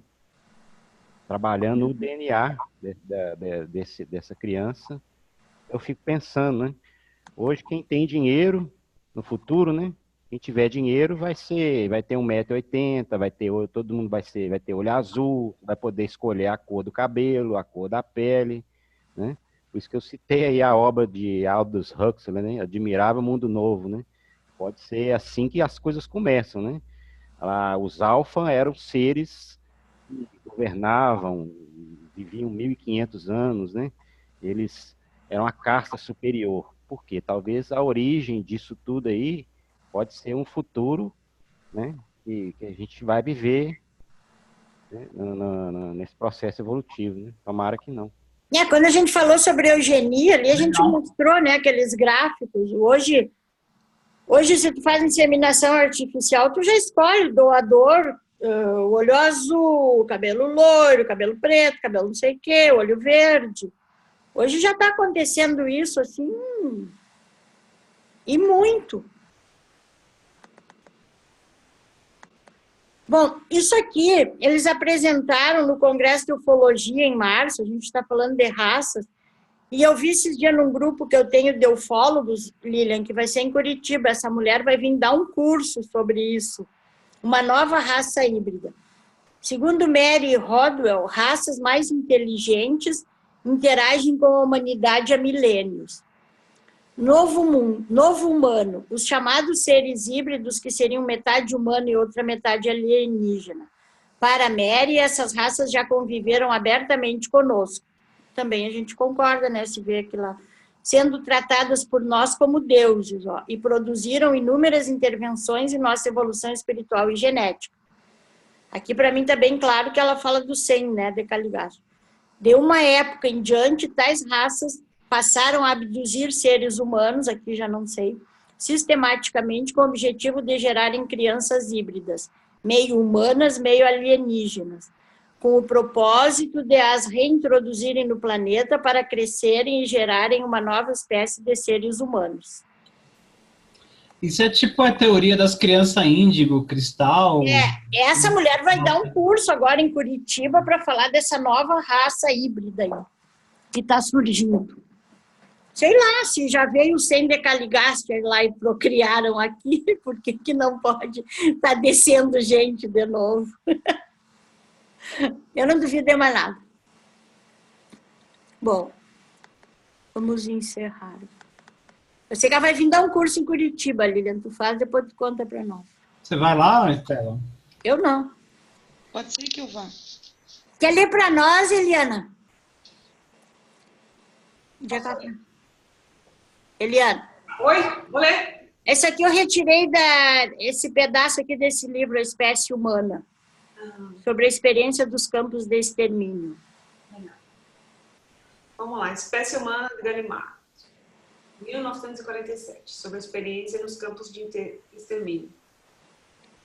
Os condenados ao extermínio tinham sido levados a exprimir uma única reivindicação, um sentimento de pertencer à espécie. Eis o que se deveria fazer valer para os partidários da desigualdade das raças, se eles pudessem escutar e observar esse grito de pertencer que foi recusado às vítimas do extermínio. Vede ao que conduz a afirmação de uma desigualdade e de uma hierarquia das raças. Não apenas o grito em sentido próprio, mas também o olhar, que é um outro grito de toda a humanidade. E é ele que seria necessário, em primeiro lugar, mostrar aos partidários da desigualdade das raças e do racismo. Os olhos das crianças, dos povos de todo o mundo que os olham, os interrogam, exigindo-lhes que prestem contas. A abertura, o espanto ou a aflição nesses olhos bem abertos, que os sondariam até o fundo deles mesmos, se soubessem vê-los, esses olhares que exprimem da maneira mais nua, desprovida de discurso e de artifícios, a interpelação que nos invade. Por todos os tempos, desde que a humanidade existe, é pela interpelação de um olhar que o homem se reconhece, e ele se reconhece a si próprio em sua humanidade, em sua dignidade inalienável. A troca pelos olhares exprime, antes de se estabelecer por meio das palavras, a irrefutável presença das consciências e sua igualdade fundadora, sua fraternidade, de igual para igual. O olhar, desde a criança até o velho, esse grito silencioso e imediato, evidência da nossa humanidade. Em tempos recentes, os olhos têm sido encarados como sendo janelas da alma. Durante. É isso. Okay. Olhar. Eu que agradeço. Bom, daí, né, todos os seres humanos nascem livres e iguais na dignidade e no direito, né, a ONU disse isso. A bondade nada sabe de cores, credos ou raças. Todas as pessoas nascem iguais. Abraham Lincoln. Deus criou o planeta Terra com a evolução de todas as raças do universo. Somos a evolução de todas as raças. Wesley D'Amico. Obrigada. Não, Estela. Obrigada, Estela. Foi muito bom a sua palestra, Estela. Gostei. Mais discussões? Não precisamos terminar ainda. E, Carla, o Michael Jackson era doente, ele tinha vitiligo, por isso que ele ficou branco. Tá? Eu sempre soube, eu era fã. Ainda sou. Mas ele ficou branco demais, né? Ele exagerou, né? Ele era doente mesmo, coitado. Mas de acordo com a postagem do Marcos hoje lá, a raça branca eu acho que está desaparecendo. Qual a postagem? Que postagem? Qual Marcos? Da mulher. Foi você que postou, né, Marcos? Eu não me lembro de ter postado nada hoje. Eu não vi nada. Bom, não vi. Ué, quem é que postou? Sobre raça? Eu vi no Elube isso aí, Lilian. Eu também vi uma postagem sobre essa raça aí, mas eu não postei nada. Nossa, que diz que a raça europeia diz que tá assim, eu que postei o vídeo dos tradutores de direita lá. Mas é desse fenômeno dos muçulmanos, entendeu? Que é o quê? É o fenômeno dos muçulmanos. Mas então, eles estão invadindo a Europa e praticamente eles estão se entregando lá? Né? Mas é que nem o Adivaldo falou outro dia, eu fui verificar, né? O Adivaldo falou que os alemães só pensam em criar cachorro e virar viado, né? E eu fui ver mesmo, e é verdade, os caras não estão tendo filho, os imigrantes estão tendo 10 filhos, os muçulmanos estão tendo 10 filhos, e a Alemanha está indo para o buraco. Diz que não tem mais retorno, o homem falou. Eu estava vendo um vídeo hoje. Que a Europa inteira está assim. A França já tem quase maioria muçulmana lá. Pois é, cara. Uma amiga minha quer ir para a Europa, eu falei, não vá. Não vá, olha só. Aí comecei a mandar um monte de coisa para ela. Mas tem vários países que já estão chamando pessoas para irem morar em algumas regiões, porque não tem mais jovem, não tem mais ninguém querendo ter filhos. Eu não, pelo amor de Deus. A Suíça, os caras estão com essa ideologia de gênero imbecil aí. As meninas não sabem se é homem, se é mulher, se é alienígena, se é micróbio, sabe? Pois é. Os pais ficam fazendo cirurgia de mudança de sexo em criança de 4 anos, sabe? É assim, uma loucura, cara, o que está acontecendo na Suécia, esse país de primeiro mundo agora. Estão tudo, sendo assolado por essa bosta de esquerdismo, entendeu? E estão tudo na degenerescência aí, né? Que é o que a gente está vendo hoje. A questão do ateísmo também, né? Que afetou a Europa, sim. 2,2 bilhões de ateus. Essa cultura secular aí que não serve para porra nenhuma. Gente, quando é que nós vamos chegar em luz e vida? Pelo caminho que a gente está indo? Eu acho que eles estão trevas. dando um passinho para trás, né, Marcos? Nós estamos dando um passinho para trás. Imagina essa evolução aí das raças, que a gente tem que evoluir muito ainda. E outra coisa, né? Nessa história da ideologia de gênero, o que está afetando? A família. A família está deixando de existir. A família está deixando de existir. Aí não nasce filhos, ninguém mais gera filhos, e a família desestruturou. Aí você não tem filho nem filha, você tem uma coisa. Uma coisa. Tem uma coisa que... Tem um ser de casa que anda. Que respira e chora, e ele no futuro vai decidir se é homem ou mulher. Sabe? É uma loucura. Loucura. Isso em países de primeiro mundo, hein? Suécia, Suíça. Primeiro mundo, hein, gente? Primeiro mundo. E a gente aqui tá atrasado. Tá bom. Mas aqui estão botando uns freios. Eu prefiro 1000 Bolsonaros do que uma Merkel, Alexandra Merkel. Sabe qual é o nome dessa mulher aí? Angela Merkel. Aquela mulher enterrou a Alemanha. Essa mulher, nossa, ela afundou a Alemanha. Afundou mesmo. Afundou. E não sei, acho que foi no ano passado, quando teve uma invasão de africanos, né, e de muçulmanos na Alemanha, as moças alemãs, elas estavam com medo de ir até no mercado, numa padaria, de não ser estupradas, porque, né, eles estão como loucos, como bicho na rua. Elas tinham a liberdade delas, agora ficou cerceada por conta da liberdade do outro. A Europa está pagando para aquilo que eles mesmos plantaram. Porque quantos países ditos subdesenvolvidos, que eram de raças inferiores, eles destruíram? Quantas vidas foram ceifadas em nome por Roma, Itália hoje, né? Pela própria Alemanha, com os vikings? Quantos lugares invadiram e destruíram tudo? Porque se achavam raças superiores. Aqui no Brasil mesmo, o que a Europa fez quando veio para cá? Com os seus navios. Aqui veio tanto os europeus, que a maioria foi europeu, né, que veio os portugueses, os holandeses para cá, acabaram com nossos índios. A Espanha acabou com ali a parte do Machu Picchu, Peru, Venezuela, acabaram com tudo aquilo ali. Então, eles estão nada mais que hoje pagando por aquilo que fizeram. Eles estão sendo destruídos para aquilo que eles destruíram. Então, isso não é nada demais, não, gente. É deixar acontecer, que nós temos que passar por um momento agora de destruição total para um novo renascimento.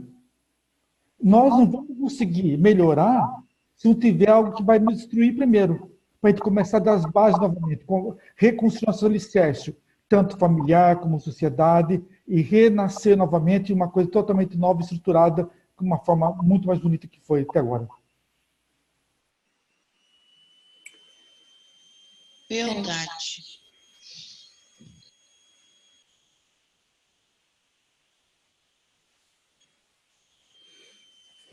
O problema é que eles não colonizaram, né? Eles só tiraram os recursos, né? Sim, é o que faz os Estados Unidos hoje. Hoje os Estados Unidos invadem, tira os recursos e vai embora. Tira os recursos e vai embora, deixa as pessoas pobres lá. Se eles tivessem dado um pouco de cultura, um pouco de tecnologia, um pouco de alguma coisa, as pessoas que ficaram lá talvez não tivessem ficado tão ruins, né? Talvez tivessem se evoluído um pouco. Mas não. O cara vai lá, é aquela política de devastamento. Vai lá, tira tudo que você pode, deixa tudo pobre e vai embora. Os europeus acabaram com a cultura, com a religião, em todos os lugares que eles foram. Isso mesmo. Então, é uma coisa primitiva junto com outra primitiva. Só que é uma coisa primitiva com tecnologia. Esse é o problema. A tecnologia sem ética, sem moral, sem espiritualidade, só no materialismo, né? Então, você vai lá, pega tudo que você quer, os recursos, prata, ouro, bronze, diamante.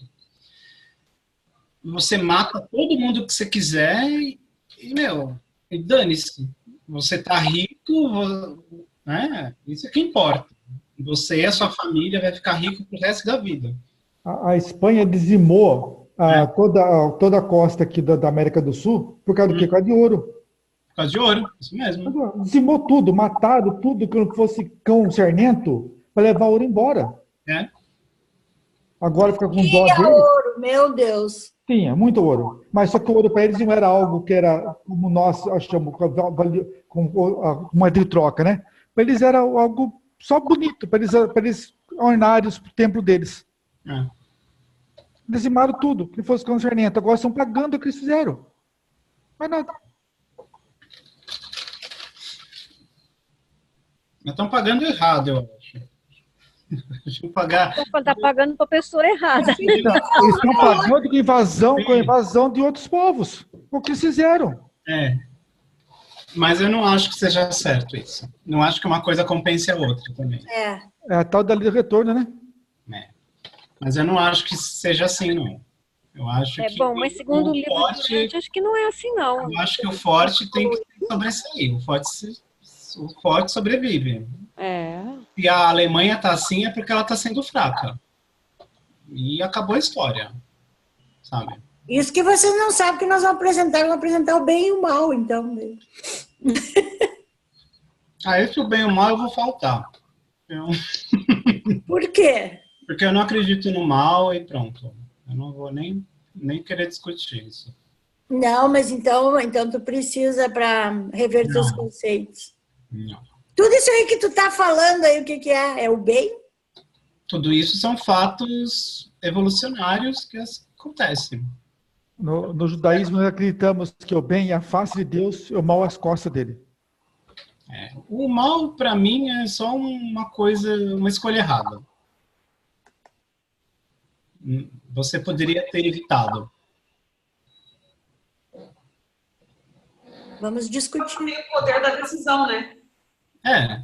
Você vê que o pessoal de Avona não tem livre-arbítrio. E eles sempre fazem o bem. Então a gente pode sempre fazer o bem também. Pode, exatamente. Você pode escolher fazer só o bem. Só o bem, isso mesmo. Eles têm livre-arbítrio, Marcos, o pessoal de Avona. Mas eles escolhem o bem.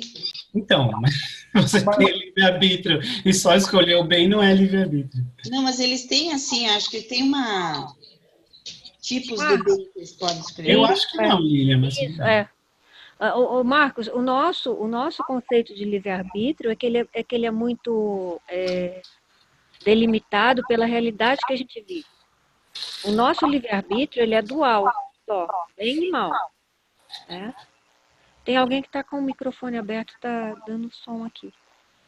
E acontece que, à medida que você vai evoluindo, o mal ele vai diminuindo, né? E a quantidade de coisas boas que você pode escolher vai aumentando. Então, lá em Avona, como eles já são perfeitos, e acredito eu que o mal não exista, aí já é uma suposição minha, né? Ou o mal pode ser apenas um potencial, porque tanto é que fala que até um Micael poderia fazer uma escolha errada, pelo livre-arbítrio.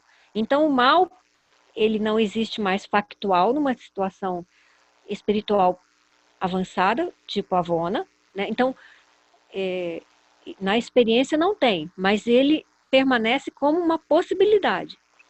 Então, você vai sempre fazer escolha boa, e uma vez que o âmbito de escolhas boas que você tem são cada vez maiores, então você exerce o seu livre-arbítrio nas várias possibilidades de coisas boas que você pode fazer. É essa a diferença. E acaba sendo mais difícil, porque se você tem um monte de coisa boa, aqui é fácil, ou é bem ou é mal. São só duas opções. Lá você vai ter um monte de coisa para escolher. Vai ficar mais difícil. É que eu acho assim, que em Avona só tem escolhas boas.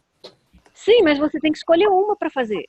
Se já tem escolhas boas, não tem escolhas. E sempre vai ser boa. Sim, você tem que escolher, porque você tem que desenvolver entre o bom e o bom. A gente, né? Mas você tem que desenvolver alguma coisa. Aí não é escolha. Claro que é. Desirê, a gente vai ter escolher o bom e o bom. Vai escolher entre o bom e o bom. Aí qual o problema de escolher entre o bom e o bom? Você não... Mas coisa, eu vou falar que só tem uma cor. Ô, Estela, vamos supor, você quer comprar...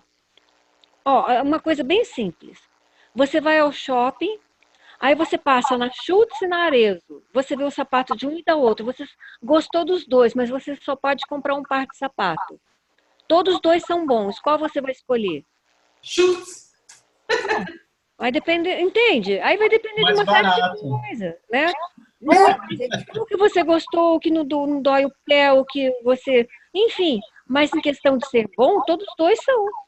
Ah, eu acho que a Avona não tem escolha. Mas, viu, Desguê, o que você está falando, está lembrando, o Henry Ford falava, você pode escolher qualquer cor de carro, desde que seja preto.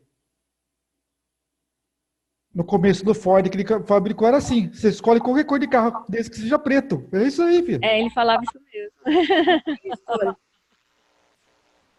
E o povo começou a reclamar que só tinha carro preto, né? São todos bons, né? Todos andam, né? Todos funcionam, dão partida. Que importa a cor? É que só tinha o Ford T, né? Ele foi o carro. Então, você pode escolher, né? Seja preto. É que nem a Avona, é tudo preto, não tem. Mas você vai ter que escolher entre o sapato mais bonito e o meio, enfim, vai ter que escolher. Eu acho que não, Desirê. Acho que a gente tem opções, a gente não tem escolhas. Eu acho que é um pouquinho mais... Eu acho, Marco, que tu deveria assistir a Do Bem e do Mal. Tu vai rever